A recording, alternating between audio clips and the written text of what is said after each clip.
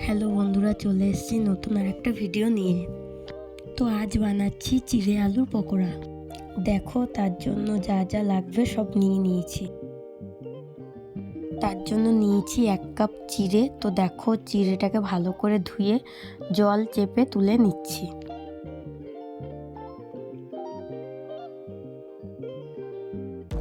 তো দেখো, একটা গোটা আলু গ্রেট করে নিচ্ছি। এরপর চিড়েটাকে দিয়ে দিলাম। দিয়ে দিচ্ছি লঙ্কা কুচি, টমেটো কুচি, পেঁয়াজ কুচি আর গ্রেট করে রাখা আদা কুচি, ধনেপাতা কুচি আর দিয়ে দিচ্ছি বাদাম। এরপর দিচ্ছি 1/2 চামচ ধনে গুঁড়ো, 1/2 চামচ জিরে গুঁড়ো, 1/2 চামচ লঙ্কা গুঁড়ো আর দিচ্ছি 1/2 চামচ মিট মশলা গুঁড়ো আর দিয়ে দিচ্ছি পরিমাণ মতন হলুদ, পরিমাণ মতন নুন, পরিমাণ মতন সর্ষে ফোড়ন দিয়ে এর মধ্যে দিয়ে দিলাম।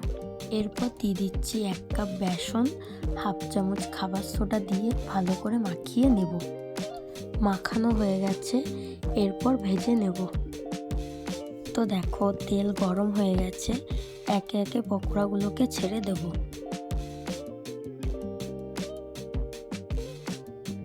দেখো, এক সাইড ভাজা হয়ে গেছে আর এক সাইড ভালো করে উল্টে পাল্টে ভেজে নেব। তো দেখো, পকোড়াগুলো ভাজা হয়ে গেছে, এখন এক এক করে তুলে নেব।